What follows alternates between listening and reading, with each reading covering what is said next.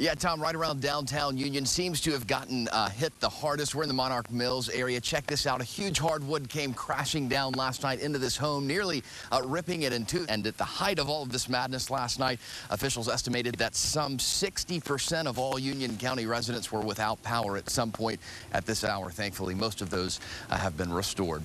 I'm Graeme. Tonight, we're live in Union County, 7 on your side. Yeah. Crews have been working around the clock and will continue to do so to get this interstate back open. Hopefully, that should happen sometime tomorrow afternoon. But the bigger project is going to be repairing that bridge. Yeah, Amy, you're exactly right. State inspectors came here yesterday, gave this train the go-ahead, but before it got approved, the Parks and Recreation Department here in Simpsonville, they had to put a speed limiter, a governor, on the engine so this train wouldn't go as fast. Yeah, Tom, well, the DOT says the worst spots remain in those rural secondary areas, especially in the higher elevations, but also in the lower elevations. Now, to sell alcohol on Sundays, each bar or restaurant will have to pay a $3,000 annual licensing fee, but the folks here at Wild A say that's nothing in comparison to what they'll make by being able to sell on that 7th day. Like so many people who lose their homes to fires, Hank says one of the toughest things is not necessarily losing the house itself, but everything inside, all of those memories made over so many years. Said, "Dear Mr. Horton."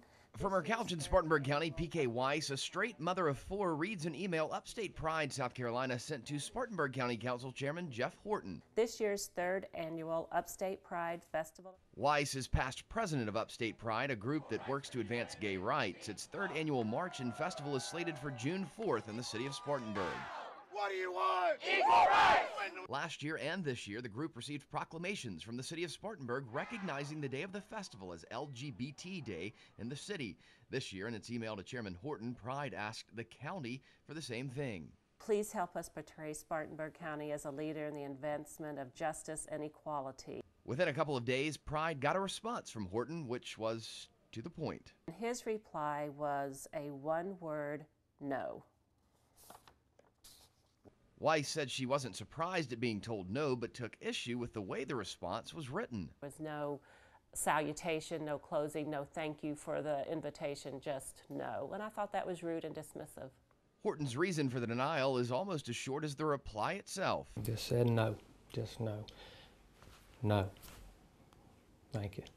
Horton said he never brought it before council for consideration because he knows no one would have supported it. Another reason Pride members felt blown off. That he did not give it serious consideration, that he has no intention of supporting the day. Just no. I thought it was rude. With or without county council support, Pride says it will march on in the city in just a couple of weeks. In Spartanburg, Graeme Moore, 7 on your side.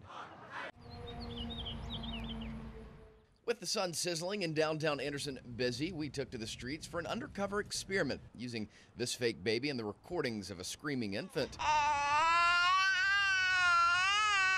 We worked with Safe Kids, Greenville Hospital System, and MedShore on this project to see how people would react to our child strapped inside and in distress.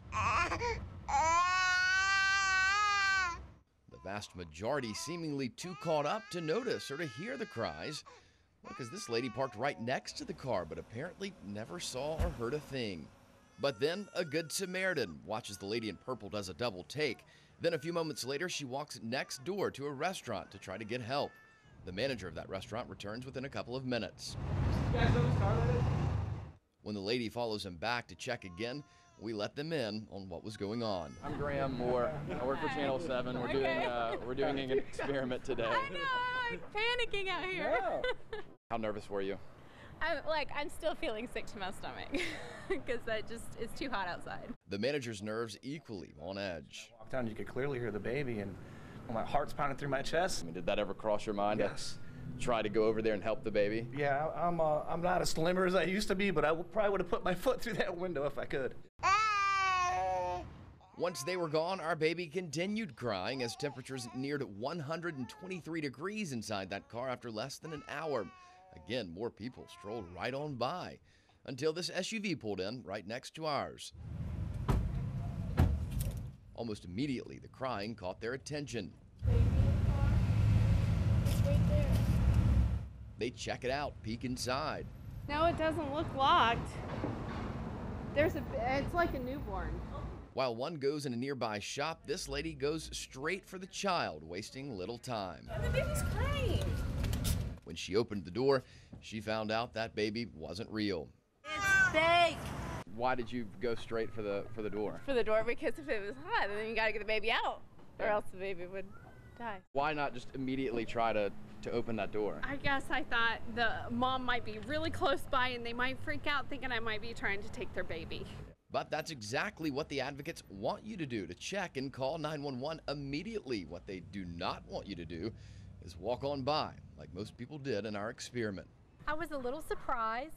It made me more aware that we need to be more conscious of our surroundings as individuals. Just as these women were. It's frustrating because as a mom, yeah, it's annoying taking the kids out in and out of the car for 5 seconds, but it's necessary.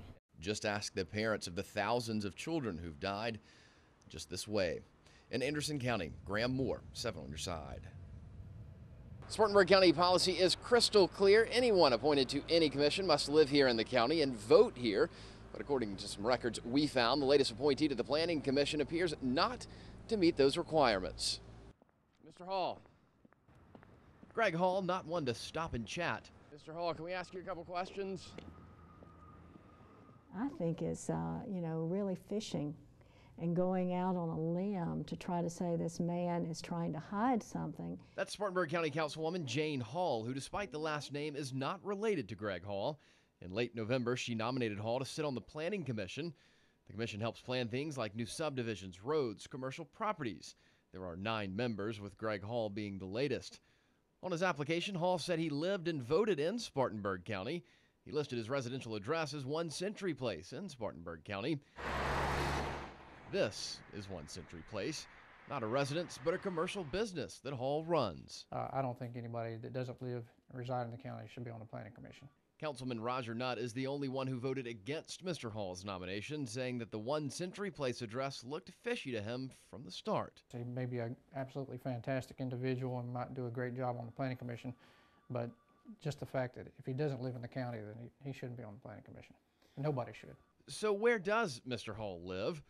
According to 2011 Greenville County property tax records, it's this nice home in the city of Greer in Greenville County. Hall claimed it as his legal residence and just last month paid almost $2,000 in taxes. We have a Mr. Greg W. Hall, whose residence is 1 Century Place in Greer. And what about Hall's voter registration? Spartanburg County's election director says Hall came in on November 21st, just a day before submitting his application for the Planning Commission. And after more than 30 years of voting in Greenville County, Hall switched to Spartanburg County, once again using his business address, 1 Century Place, as his residential address, a possible violation of voting laws. The director says it may be turned over to state investigators.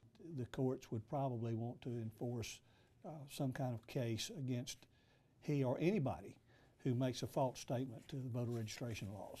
The councilwoman backs her nominee, saying Hall assured her that he lives in the county, and she dismisses the controversy. In full faith, you can say he lives at 1 I Century don't Place. know that. If you don't know that, then the bylaws say he should be a resident, and if you don't know that, then why is he on this board? Why are you questioning his residency with me?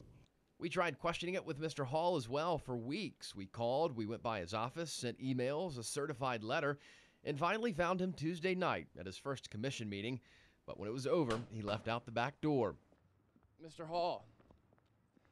Ignoring us the whole way, driving away in a car with Georgia plates. We tried to ask Mr. Hall about those license plates, but he did not respond to our requests for comment. His supporters maintain he has 2 businesses here in Spartanburg County and is a positive influence, but his opponents say that's not enough to make up for the fact that he does not live here. In Spartanburg County, I'm Graeme Moore, 7 on your side.